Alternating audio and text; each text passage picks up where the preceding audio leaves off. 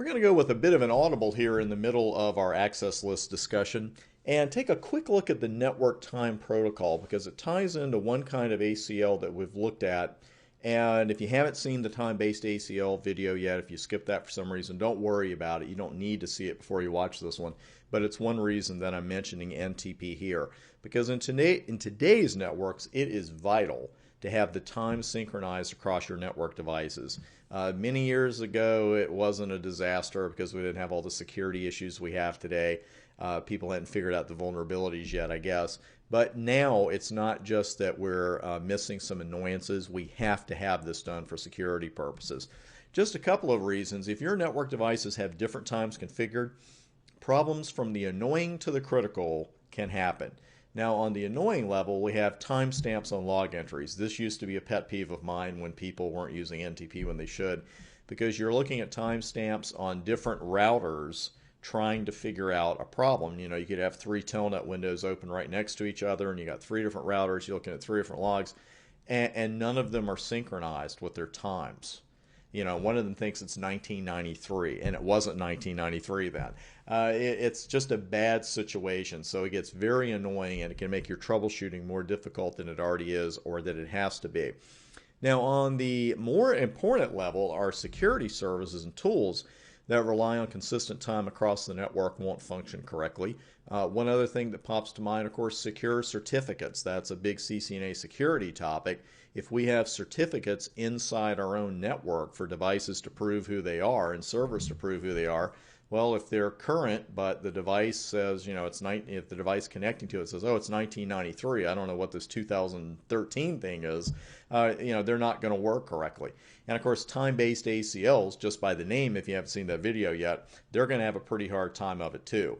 So the typical NTP configuration, I would never tell you there's just one, but a typical config begins with a network device or devices getting their time from a highly believable, secure source. And this is likely going to be your outside router, so to speak, the one that's facing the net, and it can get its time from a secure device. Now, from there, that device that gets the time from an outside source will then give that time to other devices in our network. This doesn't happen automatically. It has to be configured. And we're going to do a baby config with NTP here, and I'll introduce you to a couple of commands, and then we'll have more of that for you in future studies. One other thing we have to be careful about, and I want to mention this, a bit of a CCNA security teaser. Once this router is working as an NTP master clock, you want to make sure that other devices outside your network aren't using it as their time server too, because that's a lot of unnecessary work on your router, and it's not a secure network setup at all. Now, how do we classify all these NTP servers then? We've got some that seem to be more important than others, but we have to have a classification system, and we do with the term stratum. At the top of the NTP hierarchy, we're going to find huge NTP master clocks. I'll show you one in a few minutes here. They're classified with the sinister name Stratum 0. Now, a Cisco router literally cannot be configured as a Stratum 0 device. And I've got iOS help here, and I believe on the live equipment as well. You can see the Stratum number is 1 through 15, but you cannot configure it as a Stratum 0. Now, the hierarchy, I want to show you this thanks to a user on Wikipedia. So I really like this illustration. You've got your master time clocks at the top, your atomic clocks, your Stratum zeros.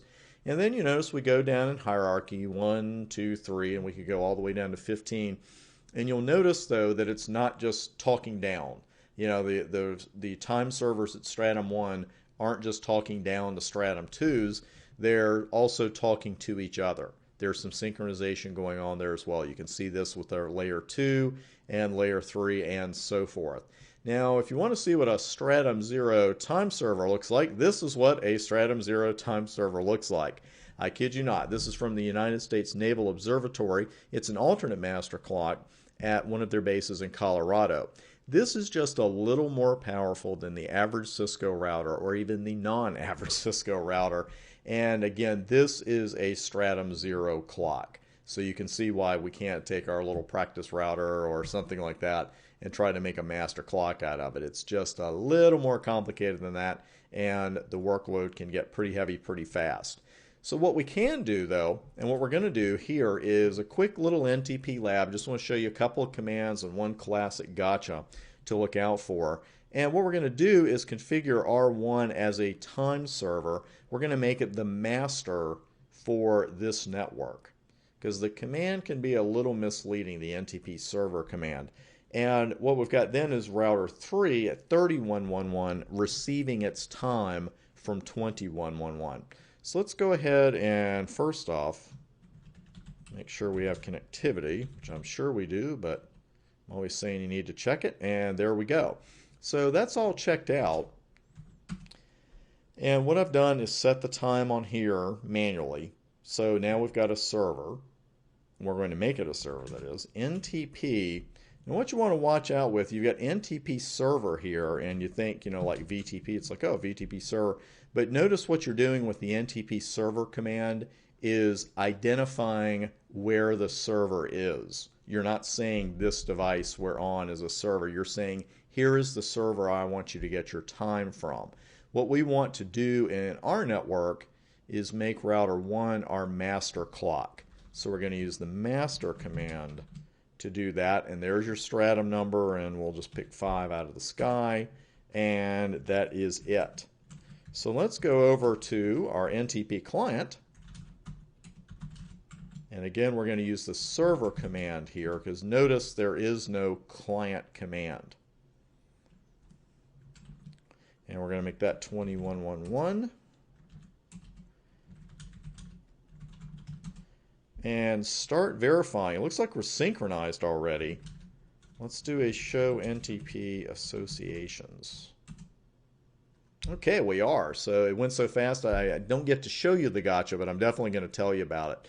The most important thing for you to look for really is clock is synchronized. That's what you've got to have, because if this says clock is unsynchronized, you need to give it some time, because in a larger network that can take more than a few minutes for it to sync up with that device and start getting its time. It's not something that is necessarily going to start working in 10 seconds. Now here we're in a practice lab, we just have a couple of routers and they're right next to each other, no problem there. We had the connectivity and it happened very quickly. You'll notice the stratum here is 6. And what do we configure the other one as? What do we configure our master as? A 5. There's a reference. So the reference, when it mentions this, of course, that is the IP address of the master clock for this particular device. And you can see the time right here, the reference time. We're certainly not going to get into clock offsets, root dispersions, that kind of thing. But I do want you to know that NTP status command and know that the biggie here is to be synchronized.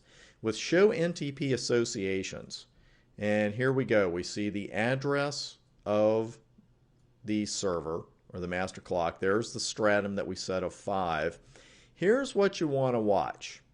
At first, when you first run show NTP associations, if you just wait about 10 seconds like I did or even that long, what you've got to watch out for is that you may just see that little squiggle. And see, that means configured, and that's perfectly fine. We know we configured it, we just did it. But the gotcha is that you may not see that asterisk yet, and they may take a few minutes to show up. That means that this is a master and that you are synced up with it. That's what you've got to have. Once you're done with that, once you see synchronized and show NTP status, and you see the asterisk next to this address, then you're gold. You know you're all set. But always give it a little bit of time. In a production network, it could take 15, 20 minutes for it to show up.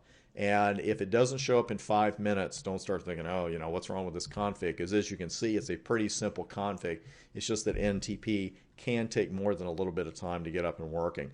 There was one more site I actually wanted to show you on this one, and this is ntp.org, the actual home of the network time protocol. And certainly looks like an old-fashioned website, but it's very effective. And you can see that I've already clicked on a link for public time server lists. This is where you actually find out where the public time servers are. Now, that list does change over time, so I don't put any in the books or anything like that. But also, you do want to read their rules of engagement before using these lists. And they've got lists about where the public pool time servers are, the secondary servers, and there's even a list of public NTP primary Stratum 1 time servers. So it's not something that you do without a little bit of planning or even a lot of planning as far as a production network goes, but I did want you to see that website again. It is the Network Time Protocol website, ntp.org.